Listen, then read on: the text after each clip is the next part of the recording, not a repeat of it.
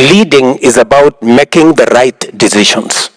And always I am challenged because when I make right decisions, people always tell me, you have to think about your re-election. And I keep reminding them that I was not elected to be re-elected. I was elected to transform the country. Hey, let me ask you this.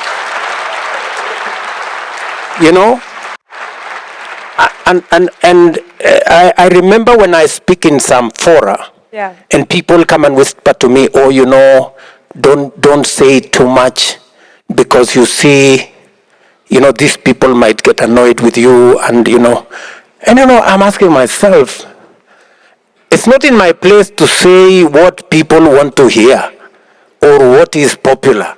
It is my position to say what is right. And what is right is not necessarily popular. Yes. And it is the conversation. That's very. It is the conversation we're having in Kenya. When I came into office, I told the people of Kenya, our savings as a percentage of GDP is around 10-11%.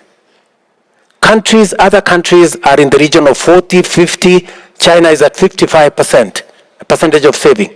We were saving 200 shillings every month, every Kenyan, in our National Social Security Fund. I said we must change this. We changed it. Now every Kenyan pays 6% of their salary. Their employer pays 6% of an equivalent into our savings. And I promise you, what is happening now is that our Social Security Fund, which is about 320 billion Kenya shillings now, we are going to double it, and we have saved that 320 in 60 years. But we are going to double it in 4 years because of the decision we have made. We agreed with the people of Kenya that housing is a problem. We have 7 million Kenyans living in slums, without water, without electricity, without anything. And I said, we must have a paradigm shift. Everybody agrees that we need to invest in housing. In fact, let me tell you this. Both the manifesto of the party I lead and the manifesto of my challenger, both of them had housing. But when it came to implementation, the uproar was unbelievable. But I said, people, we had this in our manifestos, we're going to implement. Let me tell you the good news. We have now 120,000 housing units under construction in Kenya. It is my intention to get 1 million Kenyans homeowners in the next 5 years. That is a function of decision making. That's a function of leadership. My brother Paul Kagame has done a wonderful job on the reform of the AU. He handed over his notes to me. I intend not to let down my brother. This AU, we are going to reform it. And we are going to make AU a fit-for-purpose organization so that we can sort out the things Ali Dangote is talking about, so that we can have clarity in where we want to go. We can get the Africa Continental Free Trade Area moving and being a reality so that our business people can trade across this continent, so that we can move across this continent. President Kagame has removed visa for people coming to Rwanda. I have done the same. You pay ATA only $30 and you pay it online. You don't have to go to no office. So this is the situation we are faced with, and I want to say that we are going to change our continent ourselves, not others. The best partner for us is the one that accepts to have a deal that is a win-win. We must continuously, in whatever engagement, we must keep our interests at the center of our focus. If we sign a bad deal, we must not finger point. It is up to us to make sure that we don't sign bad deals for our people. You know, and I agree with President Kagame, this mentality of victimhood, that you make a mistake and then you want to blame somebody else. It's not right. I mean, we must say no if the answer is no. And we must be firm to say this cannot continue. In fact, that is the conversation we are currently having. We are telling our friends, our development partners, the architecture that exists, the financial architecture that exists is faulty. It is unfair. It is not right. It must be changed. When we started that conversation, it looked weird. Today, they have come to the table accepting what they did not believe in the past. Today, they agree with us that the current international financial architecture is faulty, it is unfair, it must be fixed.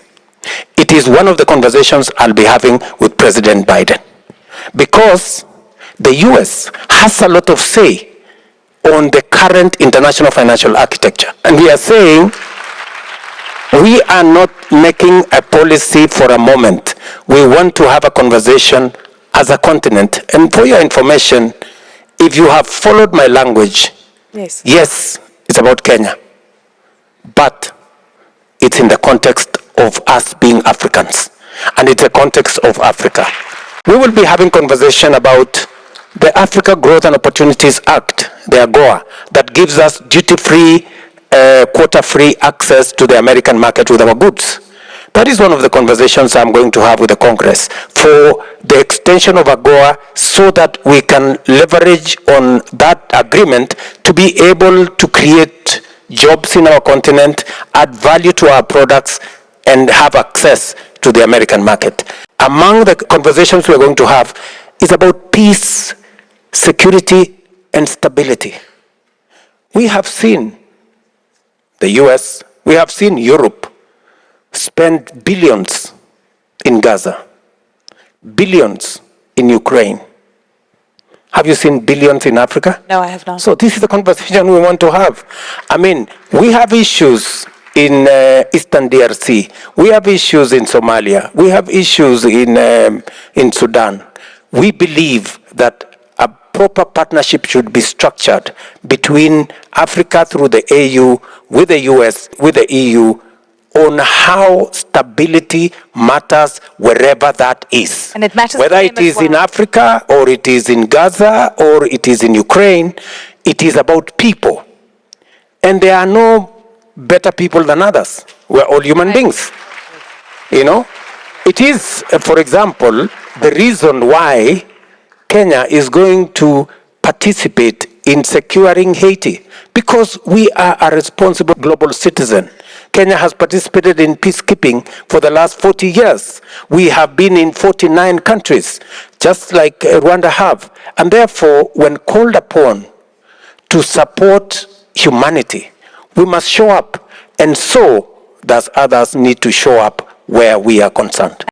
We are struggling to get market elsewhere when we are not trading enough with ourselves. Intra-European trade is at 70%. Intra-Asian trade is at 60%. Intra-African trade is at 16%. If we make the AU a fit-for-purpose organization, and that is our intention, the notes President Kagame handed over to me says we must do 3 things, and which I intend to persuade my colleagues for us to achieve. Number 1, to use AU for our economic diplomacy, to make sure that it speaks to having a unified market in our continent, making sure that the ACFTA works, we have the same regulations, the borders that exist stop being barriers, but instead being bridges into the next country. And I say this because in EAC, intra-trade between Rwanda, Kenya, Uganda, Tanzania, the EAC countries, is at 28%. It is the highest in the continent. It is the single highest regional economic bloc that has trade at that level. We intend to pull the rest of the continent in that direction, and it tells you that the 16% can actually get to 50% if we do things right. So this is the trajectory we are looking at. We are also looking at making sure that the AU deals with the challenges of infrastructure. You heard the president here talk about infrastructure. We must make the AU fit for purpose to focus on a few things, not too many things. Security and stability, economic, diplomacy, infrastructure, period.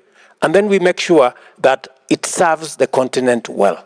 It will give us voice, it will speak for reasonable numbers, it will help us push against unfair trade deals, because we have the numbers to say no to the EU if we are standing as Africa. But if I'm standing as Kenya or Rwanda, they can push. Yes. But if we are standing together, we can make sure that we push our agenda properly. Let me finalize by saying, to support our private sector, even our private sector today, they are molested by financial institutions. They are told you are investing in the wrong place. You cannot put a factory in Africa, it is risky. They are charged high interest rates. That is our responsibility. The AU must be able to fight for a fairer international financial architecture that de-risks investments in Africa and allows investors like Aliko and others who have the courage to invest in our continent to get resources at rates that make business sense for them to invest. We just need to seize the moment, because we really have everything that should do us proud, whether it is the resources, natural resources, or human capital, or all kinds of things. So, having said all that, we see problems everywhere, also in different parts of our continent. And there is poverty that shouldn't be here after so many decades, after this tragic history I was talking about in different parts. Yeah. And if we look at ourselves in comparison with other parts of the world, there are certain African countries or regions that were better off than other countries on other continents, let's say 50 years ago. And now what has happened on our continent, there has been either stagnation or reversal of the gains we should have been making or had made. And these countries that were so much behind us are hundreds of times better than us. So what is lacking, therefore? What is it? Indeed, there is that leadership. There is that unity around the purpose. There is, taking the opportunity that is before us and translating it into the aspirations, the needs of what people are capable of. The risk profile for Africa is deliberately exaggerated. Yes. To benefit those who anyway dictate the way things go. So in our case, we have had great partnerships. And from the beginning, partnerships for development, partnerships in economic activities from the outset. That was like been 15, 20 years ago. We got our partners used to the fact that this is our country, these are our problems, we must address them, we appreciate partners, we appreciate support, we appreciate everything, but we don't appreciate anybody trying to replace us in our own affairs and do either to do things for us or to dictate to us what we must be doing, because we kept saying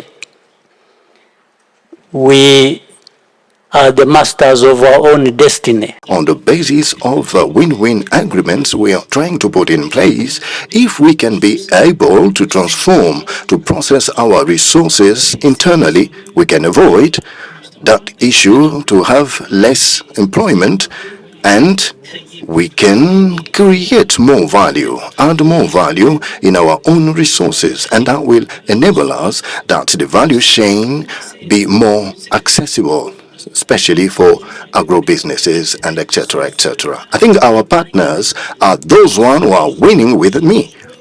And the same time, I can also obtain some longing fruits. We've already started in the period of war between Ukraine. I think in Russia, we